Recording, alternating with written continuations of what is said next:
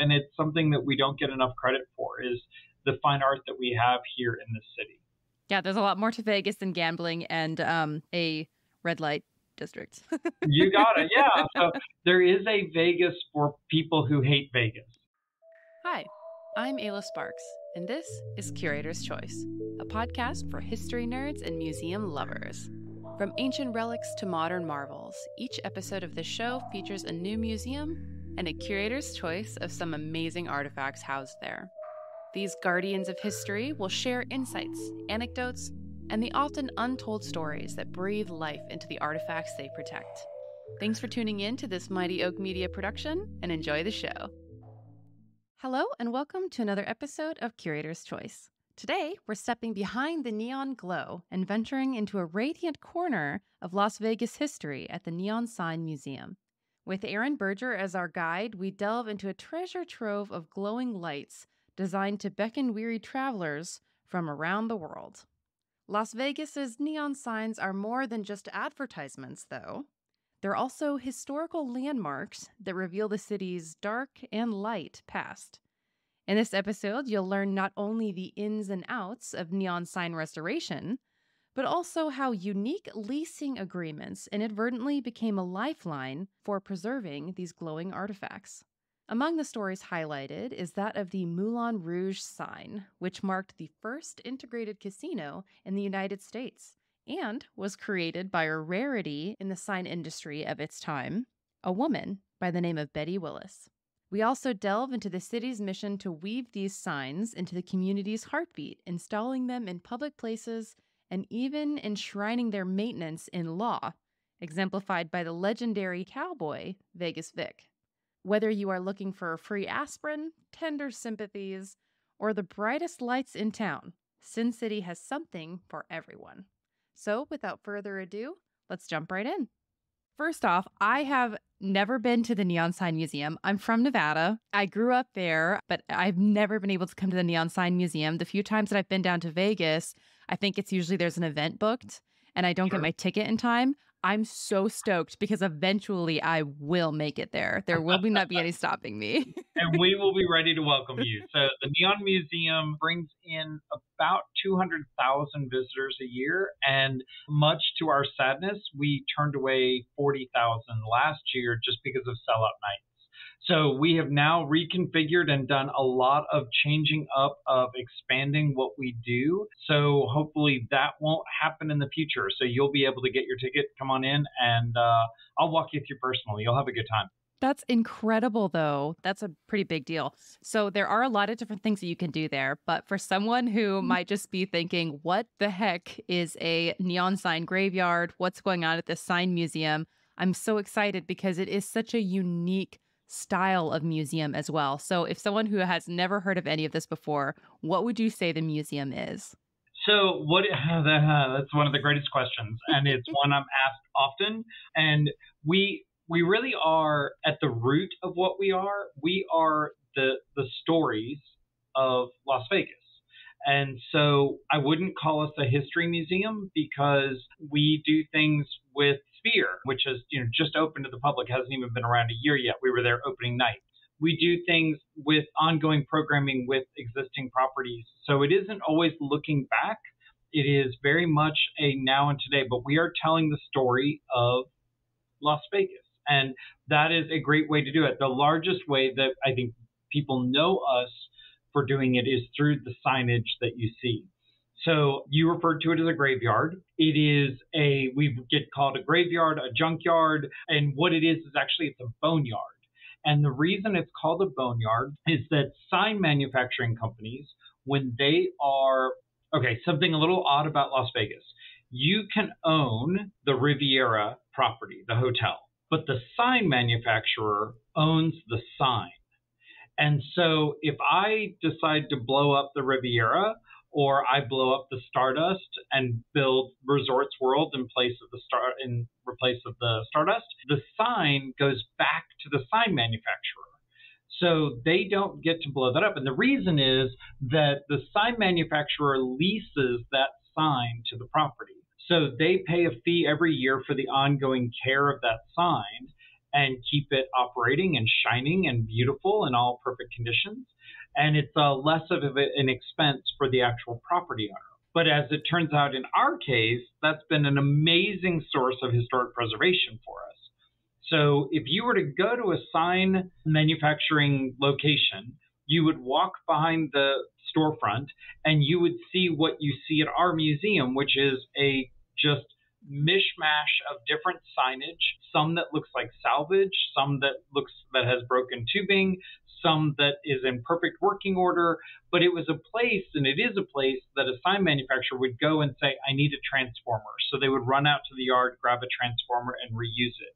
They would need more neon tubing or need some scrap metal, those types of things. So we've recreated that at the museum.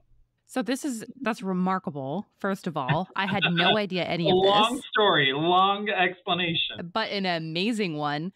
So you're saying that that's specific to a lot of the signage that's happening in Nevada. Do you know if that's common in other places as well?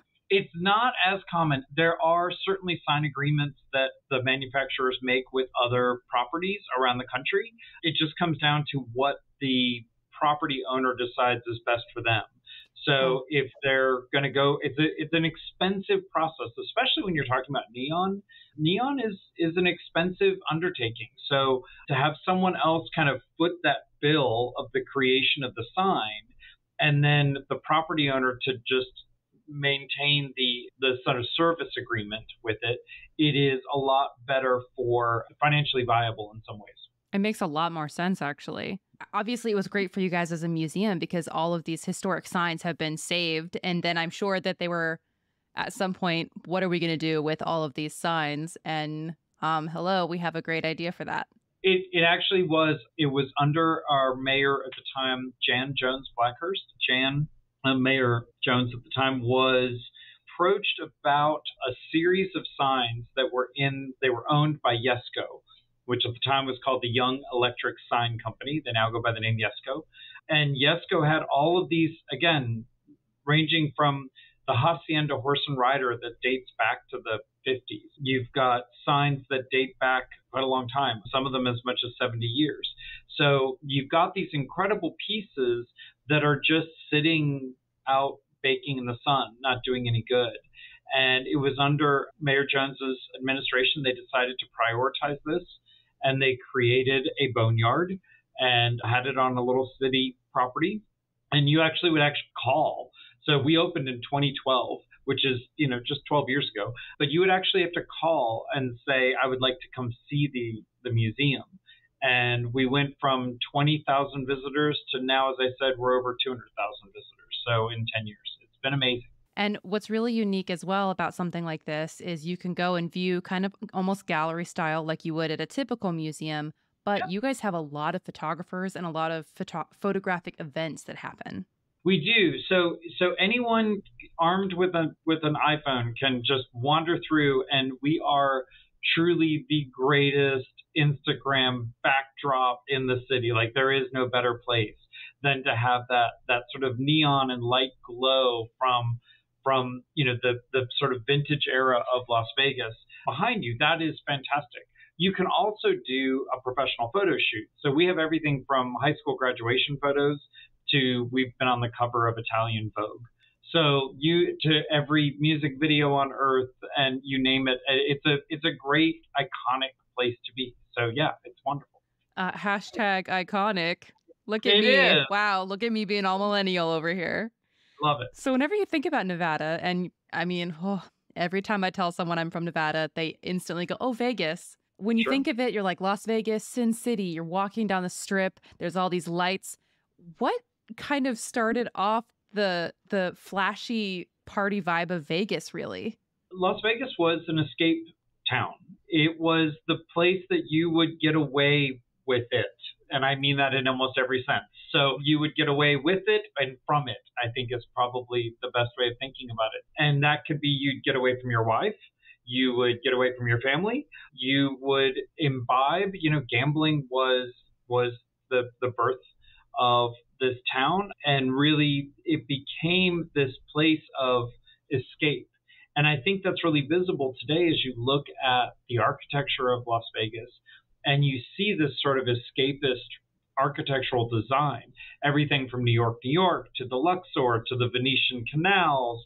You've got the entire world sort of brought together in one small city. So it is a lot of glitz, a lot of glamour, definitely a lot of glitter. But if you are able to look past that, you can see there is an enormous amount of historic preservation taking place here. And there's a lot of history that's alive and well in this city.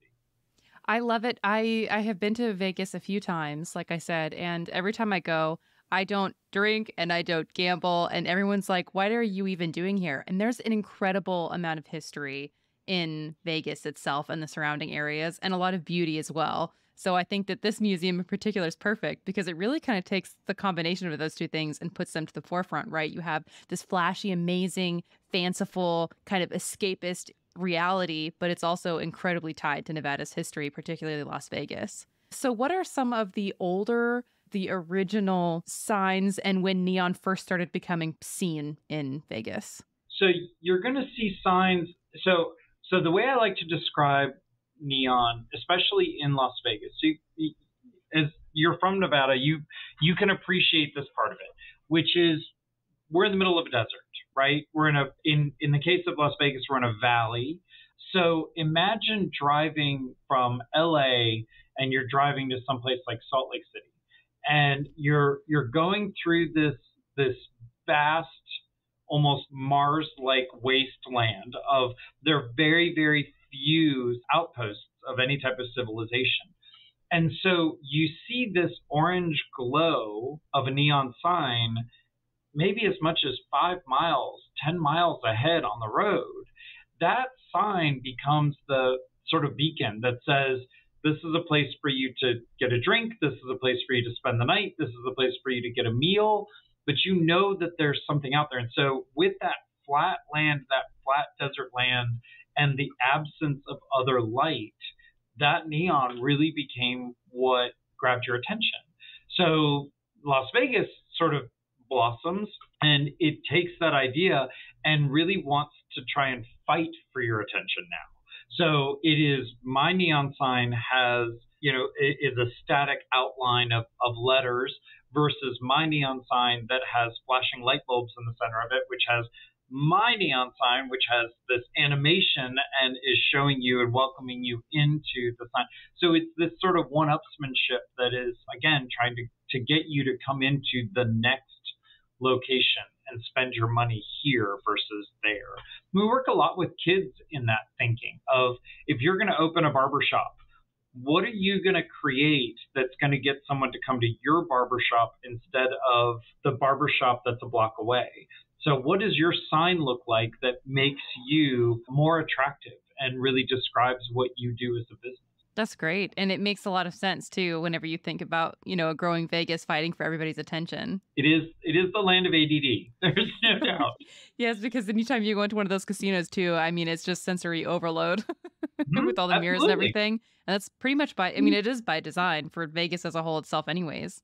I think that, Las Vegas is a place where we have so much to offer that even walking just from the reception desk to your hotel room, you can walk by unbelievable blue chip artists and amazing art installations that have come from around the world, that have been custom made, that have, 7 figures that are important works of art. And here they're sort of decorative, right? They're not necessarily seen as part of the arts and culture of Las Vegas. And I think it's something that's really overlooked, and it's something that we don't get enough credit for, is the fine art that we have here in this city. Yeah, there's a lot more to Vegas than gambling and a red light district. You got it. Yeah. So there is a Vegas for people who hate Vegas, I think, is really the rule of thumb to think of. Definitely. I know that we're going to be talking about some really cool signs that you have, but I'm curious, what is the oldest sign that you guys have? And what are you doing with the signs that tells a story? Sure. So let me take the second part of that first, which is the signs that tell stories. So all of our signs tell fabulous stories. And I think the thing that mesmerized me about joining the Neon Museum, I've only been here, I haven't been here 3 years yet, but I've had almost 30 years in museums. And so I expected the Neon Museum to be, sort of a glitz and glam kind of moment. And then I came through, and the first sign that we came across is the Moulin Rouge, and we're going to talk about that in detail. And through that, got to learn about the civil rights story in Las Vegas. And then further down, we learn about some of the Western architecture of the city, and how there's sawdust on the floor, and some of the first stools that were put in front of slot machines were actually covered in saddles, just to give you this sense of, you're in the Wild West kind of idea. And I love that sense of history. I also love the fact that we talk about Betty Willis. Betty Willis was the woman who created the Welcome to Fabulous Las Vegas sign that's so, unbelievably renowned and copied everywhere. And she did it without a copyright. She did it deliberately as a gift to the city, which is why you can find it on any keychain anywhere. But she was a sign designer in the 1950s when, as a woman, you were expected to be a nurse, a mother, or a school teacher. And she goes into sign manufacturing, right? Sign design and manufacturing. And not only does that, but is incredibly sought after as a designer. So I think there are some incredible stories that we tell. We tell stories of the LGBT community. We tell stories of the Latin community, of the Black community, of stories of women. These are all parts that are interwoven into the experience when you tour the Neon Museum. It's a great way to start a story, really, is by having a visual sign that can lead into this really cool history. Yes. So going to the Moulin Rouge, why is that in particular one that you wanted to showcase? So the Moulin Rouge is a personal favorite of mine for a couple of reasons. One is the three reasons, I think. So one reason is that the Moulin Rouge was the first integrated casino in the U.S. Prior to this, if you were a Black performer, if you're Sammy Davis Jr., if you're Lena Horne, if you're Pearl Bailey, you would perform on the Strip. You would be encouraged to perform on the Strip because people wanted to see these acts. However, you came in the back door, you performed on stage, then you were brought back to the kitchens to eat, then you were brought back on stage, and you would then exit through the back door. And in most cases, you would travel 8 miles to the west side of town, to what's called the historic west side of town, which is the Black community of Las Vegas, and you would stay in a Black boarding house. So the Moulin Rouge is the first integrated property, and they were famous for their 2:30 a.m. show. So I know, right? Because I'm in bed by 7:30, so the thought of a 2:30 show is a lot for me. But if you think about these major acts that are performing on the Strip, they would have an 8 o'clock or 9 o'clock start, and then they do a second show at 10 or 11 o'clock. So it's the 2:30 show that you might get, again, Aretha Franklin on stage, or you might get Frank Sinatra on stage. You may get Bobby Darin, or you may get Sammy Davis Jr., or it could be all of them just appearing. The other part, too, is that the Moulin Rouge is appealing to middle-class Black tourists who aren't able to stay on the Strip. So this is a very important property because it is serving a need of those that want to visit Vegas but don't have the ability to do so, or discriminated against and not allowed to. So Moulin Rouge, despite its incredible success, despite the fact that in its time it's on the cover of the Life magazine for being this incredible destination property, it closes within 6 months and it files for bankruptcy. Now, there's a lot of Las Vegas legend as to why that, and whether or not the mob was involved because it was pulling too much money off of the Strip and it was becoming too attractive. That's a possibility. But it is a fantastic property to talk about and really discuss the civil rights movement. You have to remember, Las Vegas was known, it had a nickname of the Mississippi of the West. So we were very much a discriminatory city that held back people from just an everyday experience that white clientele could enjoy on a regular basis. So that's one reason I love the Moulin Rouge. The other is that it is partially restored. And so if you're standing in front of it, the entire sign is lit. It is beautiful and it's pink. in its pink hue. So it's Moulin Rouge. It's taken after the Moulin Rouge in Paris. So it speaks to that Parisian influence. The Moulin Rouge, obviously, the rouge is referring to pink or red, but if it had been any other color, it wouldn't be as beautiful as that sign really is. It is also truly a beacon. You can see that sign from miles away, A, because of the size, but B, because of that pink. But if you're standing in front of it, you can see where we have restored the sign. So you'll see some bubblegum pink neon tubes, and you'll see some coral pink. The coral actually dates back to 1955.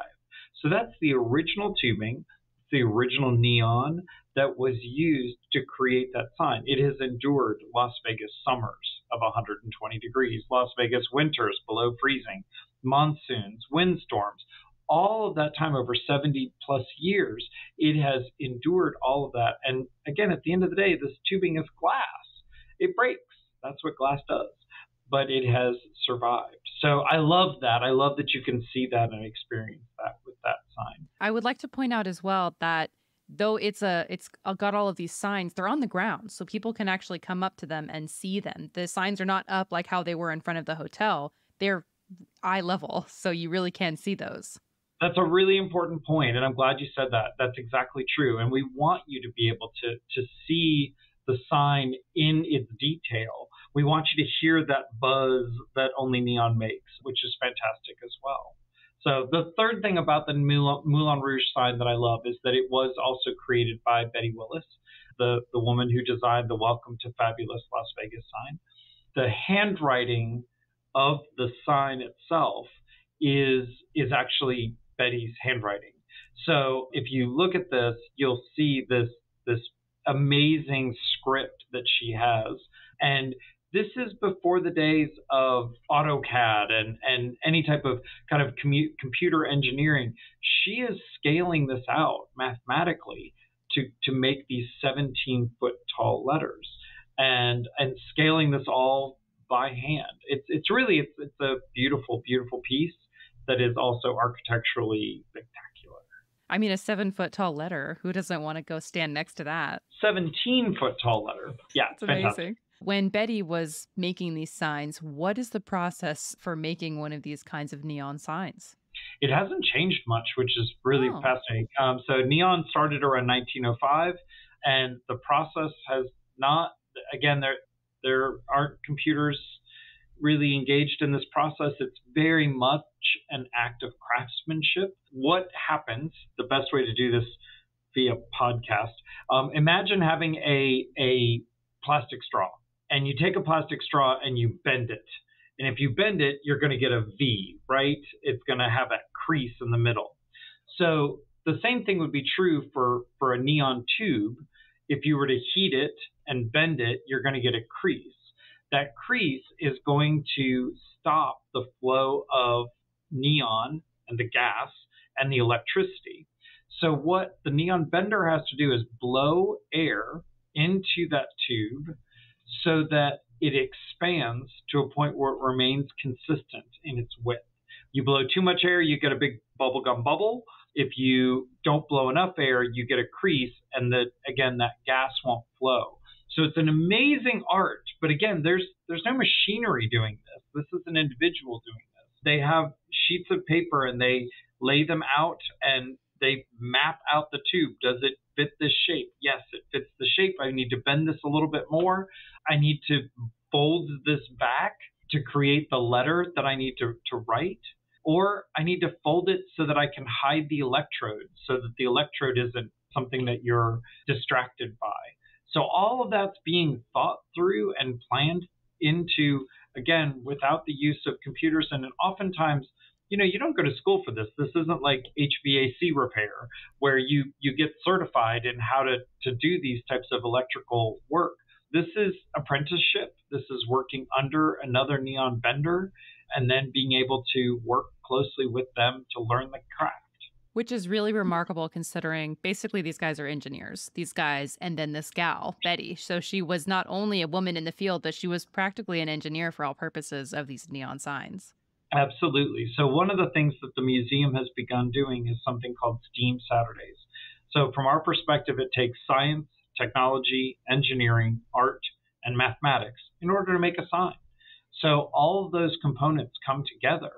And so we have kids and families, really adults, all of them sit down and create projects together that are STEAM based, because it is to your point, they're engineers, they're graphic designers, they're electricians, they're all of that in order to make this sign work. And they have to, at the end of the day, not just make it work, but it also has to do its original purpose, which is attract you off the street, right? It has to meet that goal of getting you to come off the street and come into that property. What is the difference between neon and just a regular light? So neon is a gas. It's a noble gas. And when it's charged with electricity, that's what gives it its glow. So in most signs that we refer to as neon signs, they're either filled with neon gas or argon gas. One will produce a color of one color, one will produce another color. Then you add powder coatings to the tubes themselves, and that's how you get the variations in color of that. But they're all sort of under the umbrella of a neon tube or neon color. So the two different ones, argon, what natural color without any powder is argon? Argon will provide a yellow tube or a yellow color, blue, green, and white, where neon gives you more of that red coloring. So the first neon signs are the ones that we talked about, that sort of orange glow out in the desert horizon. Those are true neon signs. You add argon, that's where you're going to get into some of those yellows and blues. So if you add that powder coating inside the tubing, that's where you can get into some more really fun, brighter colors, brighter different variations in color. Definitely. So Moulin Rouge, this beautiful, gigantic sign made by this incredibly well-known woman engineer. What was its journey from being taken down after? So the Moulin Rouge was only open for 6 months? Correct. So it was created, then 6 months, and then what was its journey to eventually coming to the museum? So that's a story. So the sign was saved. I believe it was saved by the city, and strangely, the building burned down shortly thereafter. So it was a great save on behalf of the city. And so it's a wonderful act of preservation. And again, we're a city that builds things, then blows things up, and then builds them again, and then builds them and blows them up. So we're about to have another implosion coming this fall. And people are excited. They're trying to figure out how to, get tickets and see it. And Nevada's known for explosions. Yes. Unfortunately. Yes. Atomic and otherwise. Yes. So, but it's true. And so, we're known for that and we celebrate it. And really, if you think about it, while I think at heart I'm a historic preservationist, as almost everyone who works here is, we also recognize that those implosions represent progress. And the city is one that is different from any other city in the entire world because it is constantly evolving, constantly changing. And part of that process is implosion. So we do go in aggressively, and with the case of the Tropicana, we've been working very, very closely with them, preserving as much as we can in preparation for that upcoming implosion. That's going to be another event to behold, I'm sure. It will be another one. Yes, it will. So it sounds like there might have only been a few different companies who made the multitude of signs. Is that correct? There were several that did in this area. I think Yesco is the most prolific. They did quite a few of the signs. Almost 200 of our signs are from Yesco. So of what we see in our collection. Yesco does tremendous work and is sort of in many ways the go-to for a lot of the larger properties. They did, and even today at 102 years old now, they did the lettering on top of the Legion Stadium. I mean, you name it, that's Yesco. So we're very fortunate to have partnered with them in creating, and again, going back to the boneyard, we recreated the Yesco boneyard in our efforts with the Neon Museum. How many signs do you have in your collection? It's a great question. So we have about 250 that are on display, but I have another 600 that are in storage. So that's one of our biggest goals, is to get these guys out of storage and out into the community. So you've got about a little over an acre of land that you can walk through at the museum of, again, those 250 signs. If I were to have all 900 out there, you would hit a saturation point pretty quickly. So our effort is to try and get these signs into civic plazas. We've started a new partnership with the city of Las Vegas. It's actually, I think, my favorite sign is going to be installed there this fall. It's a sign that says free aspirin and tender sympathy. And the reason was, it was on a convenience store, in front of a convenience store kind of gas station that was on the outside of town. And the legend behind it is that as you were coming into Las Vegas from LA, you would stop there, you would give the owner $20, and he would write your name on an envelope, put it in a little shelf, and you could go and lose your shirt on the Strip. But you would always have that $20 to get gas to get back to LA. And so this free aspirin and tender sympathies, he really leaned into all that is Las Vegas. And so what I love is we partnered with the city, and that sign is going to be installed in the medical district here in Las Vegas. So, which is just the perfect marriage, I think. So I'm really excited about that. And what's perfect about that as well is it could almost be a walking tour outside of the museum if you have enough of them that are kind of out and around. That's awesome. We do. We have about a dozen that are along Las Vegas Boulevard, and that walking tour is in development. So we do have it available on our website where you can learn about the signs right now. We are in the process of also working with the city to have some historic markers made for each one of those existing signs, so that you know what is historic versus, what's an adornment, what is something that's a prop that was made. Especially as you get close to Fremont Street, there are a lot of things that have just been made versus what really dates back, again, 50, 60, 70 years. Is there anything in particular that you can see in style or in, I guess, brightness of color, if you are someone coming through Vegas and a trained eye could tell the difference between possibly one that's historic and one that's brand new? Yeah, so I love that. That's a great question. So one of the things I love to take people up and down Fremont Street. So Fremont Street is really the origin point of Las Vegas, where the Plaza Hotel and Casino stands right now. That was where the original train station was, and the birthplace of the city. So I like to take people there and then just kind of walk them up Fremont Street. And one of the things that I always encourage people to look for, and it's really best seen sort of on the Golden Gate Casino, which is right across the street from the plaza. But if you look at the Golden Gate, you're going to see these metal rungs that are attached to the front of the sign. And if you see the Golden Gate, it goes up about, 50 feet in the air. And it's got a series of neon outline and flashing bulbs. So the rungs are there because some poor schmo had to climb up that ladder and change out those light bulbs, and would be, this is all pre-OSHA, right? So this is definitely not the safest act in the world.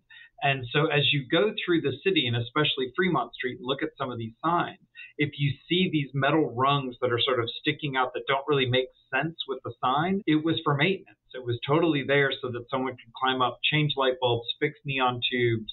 If there was damage in some way, they would go through and fix it that way. So yes, that's the thing to look for. That is so cool. I'll be looking the next time I do get to come into Vegas. Yep. You'll see it on like the Hacienda Horse and Rider, which is at Fremont Street and Las Vegas Boulevard. Again, the Golden Gate. Many of the signs that you see, Vegas Vic, which is underneath the canopy on Fremont Street, you'll see these pegs basically that are sticking out of the metal. I think if I had to look back and think of my most iconic sign that I can picture, I don't know exactly which one it is, but it's the man who has the cowboy hat, who has the bent leg, who is moving his cowboy hat like this. Correct. That's Vegas Vic. That is Vegas Vic. That is Vegas Vic, created by the Chamber of Commerce, and is just sort of this. He was here to welcome people to the city.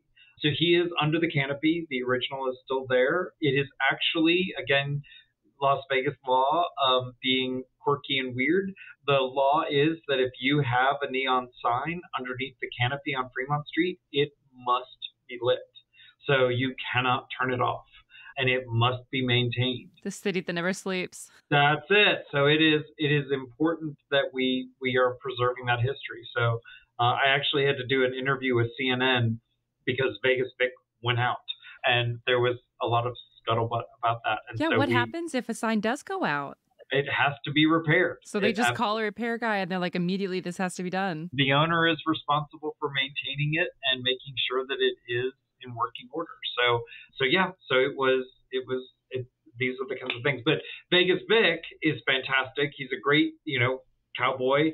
And then inside Circa, which is sort of diagonally across from where Vegas Vic is positioned, inside the Circa casino is Vegas Vicky. And Vegas Vicky is there was actually a wedding between the two of them. They're officially married. So Vegas. But Vegas Vicky, I know, exactly. But we've talked to the folks who at one point Vegas Vicky had fallen into such disrepair that she was literally being hoisted into a dumpster and being thrown out, and was saved by a property owner, Derek Stevens, here in town, and brought her back to full life. Charles Bernard, who designed Vegas Vicky, is a renowned sign maker, and now she sits literally in the heart of Circa. So wherever you go in the casino, you can sort of see a different avenue or a different sight line of Vegas Vicky staring back at you, and she's got her big cowboy hat, her big grin, and she's a well-endowed country lady. So the proper welcome to Vegas right there. Country lady, you got it, exactly, yeah. So there is also another really interesting sign that you'd like to talk about, and this particular plant, as a conservation person, yucca is fantastic in so many ways, but I'm sure you're going to be more of talking of the neon sign variety yucca. The neon sign variety, but it does support your concept that yucca is fabulous. So that's good. fair, totally fair. So the Yucca Motel sign is another favorite. It's a favorite with a lot of our visitors, but also with me as well. When we talk about that craftsmanship of how to make a neon sign, and that we're making these bends, and we talked about the plastic straw and making a V. So if you look at the top of this yucca sign and you see the yucca bloom, it is nothing but a bunch of squiggly little twists and turns, and it is a beautiful flower that has been created out of neon, and it's done in a way that all of the electrodes are hidden to the best of their abilities.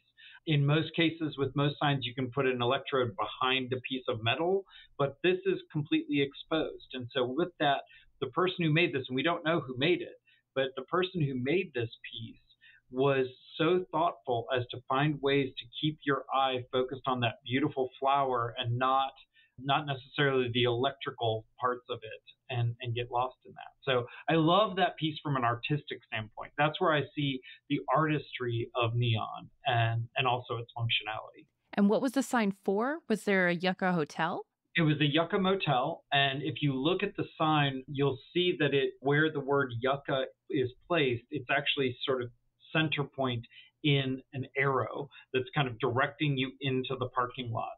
And then the yucca plant is on top with that beautiful flower in white above that. So it's a striking piece. And again, it all goes back to, what can I, as the property owner, what can I make that's going to get you to pull off the road and come into my property?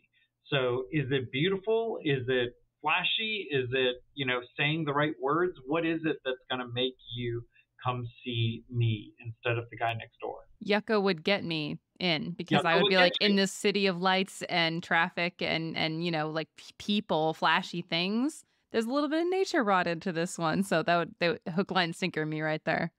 You'll love the photo. I'll show it to you. You'll love it. Awesome. So we know that you can come do the pictures. You can walk around in the amazing boneyard, not graveyard, the boneyard, and check out these signs. Do you guys have any events that you do yearly that are kind of big? If someone's going to try to make it, they should try to come to those.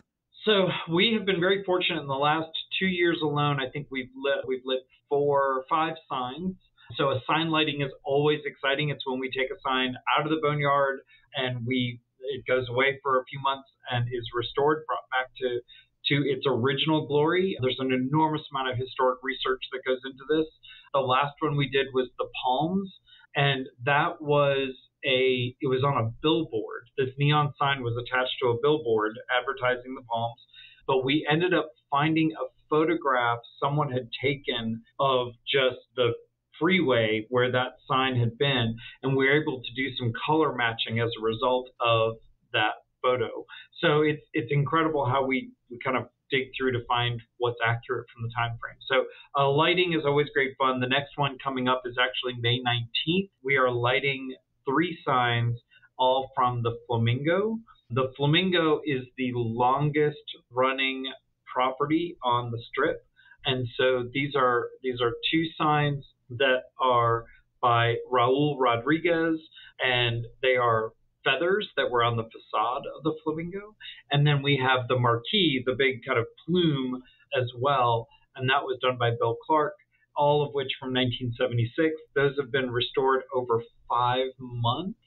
So right now, if you come to the museum, if you were to come to the museum today, you would literally see a flat dirt patch with a piece of plywood over a hole as we're waiting to put that sign back into installation. So right now we're doing the underground electrical work, all the fun that goes with that. So that sign lighting is great fun. The other thing that we have annually is something called Duck Duck Shed. So Duck Duck Shed, I know it's a crazy name, but Duck Duck Shed refers to specifically architecture of Las Vegas. There was a book written 52 years ago called Learning from Las Vegas, and it was by 3 Yale professors. And in it, they discussed buildings being either ducks or decorated sheds. And so we took that and we had some fun with it and called it Duck Duck Shed. We have a 4-day celebration of Las Vegas architecture, design, and culture. We bring people in from literally all over the world, and we did tours of the home of Siegfried and Roy, and you got to get in and see how they lived, and we had dinner inside the lion pens at their house. We had lecturers who talked about how it was to build an art collection inside the casinos. We've had people who've talked about what it's like to move historic buildings down Las Vegas Boulevard. So it's a great 4 days. DuckDuckShed.com is a great way to learn about that too. It's a lot of fun. And when does that happen? So it'll be in the spring of 25 will be the next one. But it is about 40 programs in 4 days. It's food, drink, merriment, lectures, tours, walking tours, helicopter tours, you name it. We do it all. That sounds amazing. I might have to make that trip to Vegas and finally visit the museum. Come on. We'll show you a good time. The last time we were in Vegas, I was tired of taking all the selfies, which I guess is probably anti-neon sign museum, right? But so my husband and I got little Legos that replicated ourselves. And so we started taking selfies with the Lego and then the thing in the background. So I have this gorgeous little Lego picture of us in front of the flamingo. I love that. That's fantastic. That would be fun. We'll come do it and we'll do it in front of the signs. One of the things we're doing, I think starting later this week, is we are asking the public to just send us your photos of the flamingo. So as just sort of getting up to that excitement of lighting the sign. So you'll have to send it in, and we'll tag us on the social media platforms, and we'll get it out there and let the world see. That and they can revel in your Lego people. That's great. A Lego couple. Yes. Well, thank you so much. This was really interesting. I just love doing these because I get to learn so much of different kinds of history, and Nevada always has a very special place in my heart. So thank you so much for agreeing to come on and talk about what you guys offer, because it's a lot. It's my pleasure, and thank you for your interest. And please, when you do come to town, let us know. We'll make sure you have a good time. Oh, I will. So there is also another really interesting sign that you'd like to talk about. And this particular plant, as a conservation person, yucca is fantastic in so many ways. But I'm sure you're going to be more of talking of the neon sign variety yucca. The neon sign variety, but it does support your concept that yucca is fabulous. So that's good. Fair. Totally fair. So the Yucca Motel sign is another favorite. It's a favorite with a lot of our visitors, but also with me as well. When we talk about that craftsmanship of how to make a neon sign, and that we're making these bends, and we talked about the plastic straw and making a V. So if you look at the top of this yucca sign and you see the yucca bloom, it is nothing but a bunch of squiggly little twists and turns, and it is a beautiful flower that has been created out of neon, and it's done in a way that all of the electrodes are hidden to the best of their abilities. In most cases, with most signs, you can put an electrode behind a piece of metal, but this is completely exposed. And so with that, the person who made this, and we don't know who made it, but the person who made this piece was so thoughtful as to find ways to keep your eye focused on that beautiful flower and not necessarily the electrical parts of it and get lost in that. So I love that piece from an artistic standpoint. That's where I see the artistry of neon and also its functionality. And what was the sign for? Was there a Yucca Hotel?